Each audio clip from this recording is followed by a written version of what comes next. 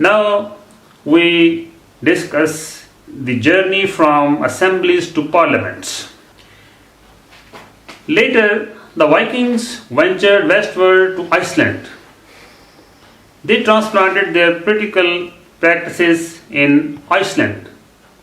In several localities, they recreated a ting, but they did more, foreshadowing the later appearance of national parliaments elsewhere. In 930 CE, they created a sort of supra-ting, the All Thing, or National Assembly. This National Assembly remained the source of Icelandic law for 3 centuries.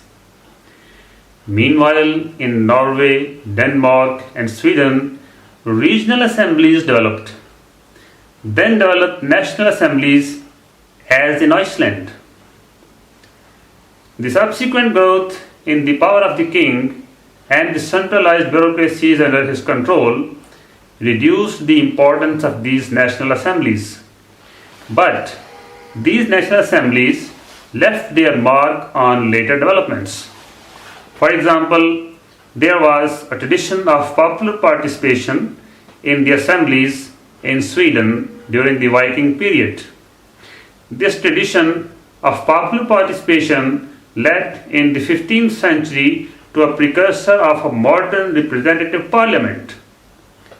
It happened when the king began to summon meetings of representatives from different sectors of Swedish society. The representatives came from nobility, clergy, burghers, and common people.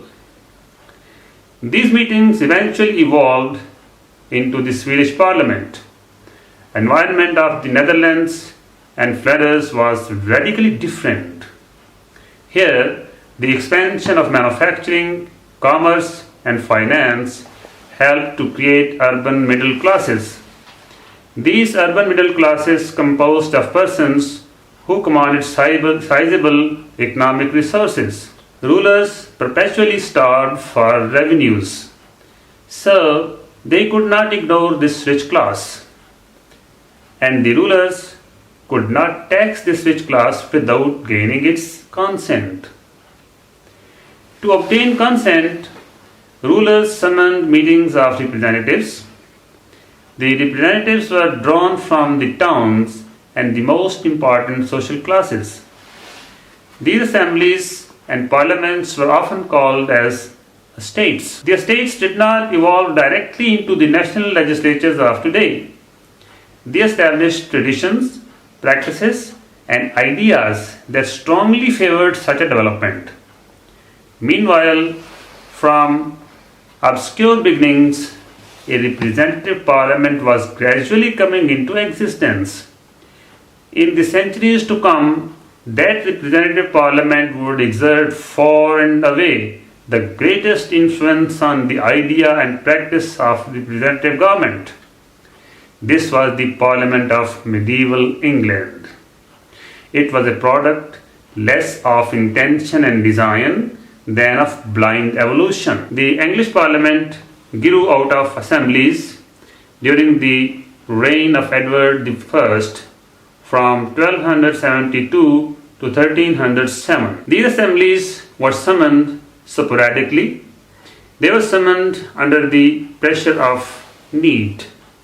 How Parliament evolved from these beginnings is a lengthy and complex story. By the 18th century, however, that evolution had led to a constitutional system. In this constitutional system, the king and parliament were each limited by the authority of the other. Within parliament, the power of the people in the House of Commons offset the power of the hereditary aristocracy in the House of Lords. The laws enacted by the king and parliament were interpreted by judges. Though by no means always, the judges were mostly independent of the king and parliament alike. In the 1700s, this was a seemingly marvelous system of checks and balances and the separation of the powers within the government. Checks and balances existed among the country's major social forces. This system was widely admired in Europe. Among others, it was lauded by the famous French political philosopher Montesquieu. It was also admired in America by the framers of the Constitution. Many of the framers hoped to create a republic in America, but they wanted a republic that would retain the virtues of the English system without the vices of a monarchy. The republic they helped to form would in due time provide something of a model for many other republics.